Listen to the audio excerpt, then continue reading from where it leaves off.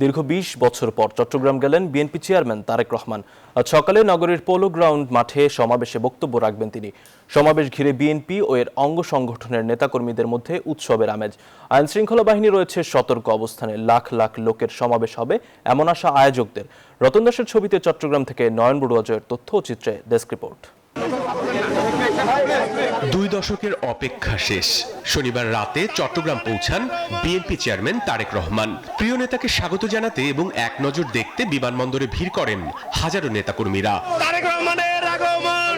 এদিকে ব্যানার ফেস্টুনে ছেয়ে গেছে চট্টগ্রামের ঐতিহাসিক পলো গ্রাউন্ড মাঠ।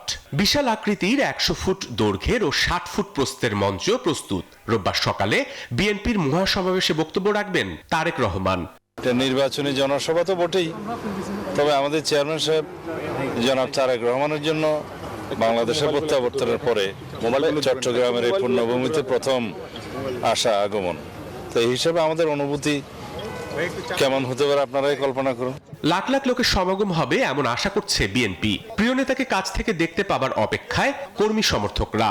চট্টগ্রামবাসী উদ্গ্রীব হয়ে রয়েছে তাদের প্রিয় নেতাকে দেখার জন্য। এই পোলো গ্রাউন্ড মাঠে বাদ ভাঙ্গা জোয়ার হবে। এখান থেকে শহীদ প্রেসিডেন্ট জিয়াউর রহমান স্বাধীনতা ঘোষণা করেছেন। জিয়া রহমানের পরিবারের সাথে চট্টগ্রামের একটা পারিবারিক সম্পর্ক। আশা করি ইনশাল্লাহ আগামীকাল প্রোগ্রাম অত্যন্ত সুশৃঙ্খল হবে।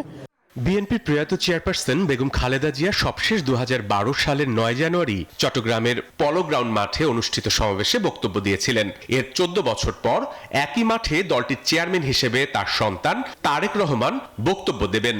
মুরুগগন্ডর মাঠের আশেপাশের বিস্তীর্ণ এলাকা প্লাস সারা চট্টগ্রামেই দেখবেন আগামীকাল একটা জনসমাবেশের নগরীতে পরিণত হবে, মিছিলের নগরীতে পরিণত হবে। উচ্ছ্বাস এবং আমাদের নেত্রীর যে ৩১শে ডিসেম্বর বিদায়, এই যে একটা ইমোশন, এটার সংমিশ্রণ ইনশাল্লাহ আগামীকাল এই মহাসমাবেশ একটি ঐতিহাসিক সমাবেশে রূপান্তরিত হবে।